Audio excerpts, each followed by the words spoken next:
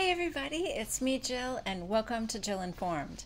This is the recap of Vanderpump Rules Season 8, Episode 23, The Reunion Part 2. I'm just going to make the short speech at the beginning of every one of these episodes. If this is the first time you're seeing me since I've been off YouTube for a couple of weeks and you would like more information about what was going on with me, I am going to link that video right here where I explain all of that. And the other thing I want to say is at the time I'm filming this, I already know about the big shakeup with Vanderpump Rules. Stassi, Kristen, Max, and Brett being fired. My feeling on that is that it was the right thing to do. As far as me continuing to recap the show next season, that is kind of a wait and see for me. I don't even know if there's going to be a next season. There's talk of the firing not being done yet. A lot of people think that Jax should be next. I can't say I disagree with that. Jax seems to be more problematic to me than most of the other cast members. Anything could happen, and then where does that leave the rest of the cast? Is it something we even want to watch? Are they going to start with even more new people? I don't know if they're going to just throw in the towel.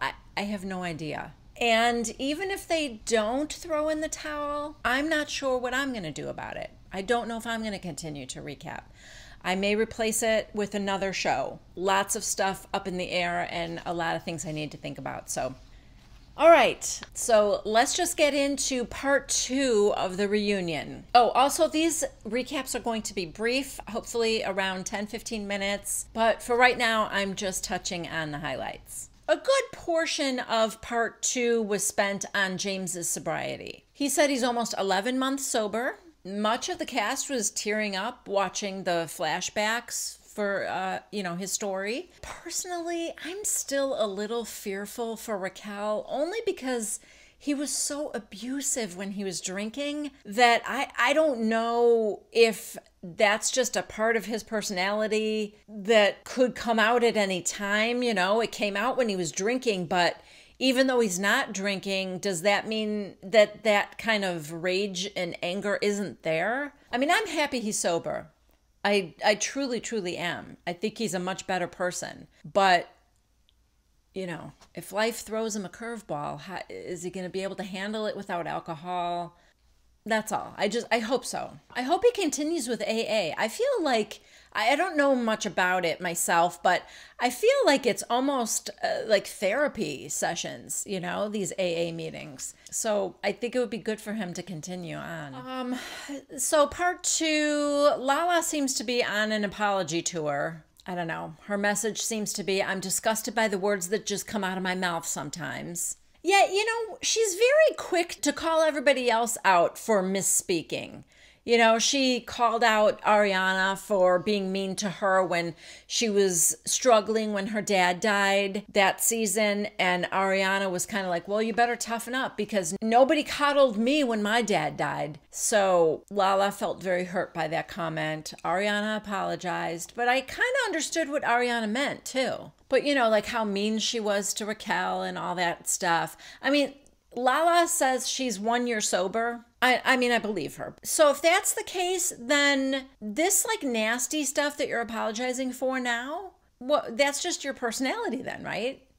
Because you can't blame it on the drink. And also, apologies don't change that. It doesn't make it better when you keep apologizing for stuff because you just say things and you don't like the words that come out of your mouth.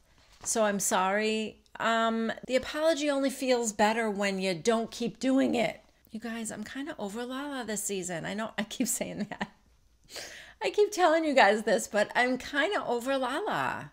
I loved her when she was all like, I am woman, hear me roar. That was my favorite Lala. Now she's just kind of bitchy Hampton's housewife. Something like that. I don't know. I don't know what she is. She thinks she's this sophisticated Stepford wife kind of thing now. And I'm not here for that. I don't like it. Next, we get a montage of everything they've done in quarantine. Half of it is cute, half of it is stupid. Like Lisa Vanderpump is on her hands and knees scrubbing the floor and bringing laundry upstairs. And Jax and Brittany are timing themselves in like relay race kind of competitions. Scheana and her new boyfriend Brock are working out. We actually get more of the Jax and Sandaval relationship in this part 2. Jax said that everything Tom does is for the cameras. I think the question came up about what a good best man he was, that he was so ready with everything, and he had the umbrella to keep him from getting too sweaty, and he had cold drinks in a cooler, and like he was so prepared. Did Schwartz do anything? Probably not. But Jax will not give him any credit for it. Jax just said that it's all for the cameras. He's not like that off camera, and it's just a big fake phony thing. I should say that everybody else disagreed with that and said that Sandaval was a good friend. So, Tom Sandaval and Tom Schwartz raised $50,000 doing cameos, which they used to pay their employees who were furloughed during the stay-at-home order when restaurants had to be closed. Yeah, I thought that was cool. Everybody's clapping except Jax. Really, Jax? You can't bring yourself to clap for that. Now we talk about Scheana and Brett. Could Brett be worse than Max? Hard call. I don't know. I'm just glad they're both gone, to be honest with you. We go over how he called Scheana a middle-aged woman. You know, well, she's a bit older than I am. Come to find out, he's 32. Scheana's 34. Really? You're calling her an older woman? Like... You're an idiot. Brett's like, I'm a nice guy, and I may have led her to believe that I had feelings for her that I didn't really have. And, you know, that's my fault. Ugh. We move on to the Witches of WeHo. My daughter mentioned this when we recapped together. If you guys haven't seen that video, I'll link it right here. On Stassi's podcast, Katie and Stassi both said that Kristen told them she wanted to break up with Carter and to talk about it on the air.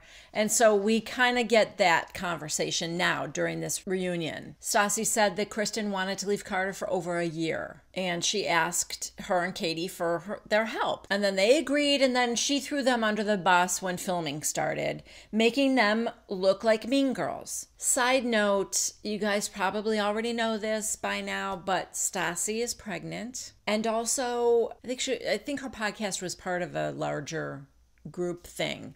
They dropped her since her firing and this whole thing with Faith came out. And since she and Kristen have both been fired from Bravo, they've started talking again and getting closer. I just read something where Stassi is angry now about the firing.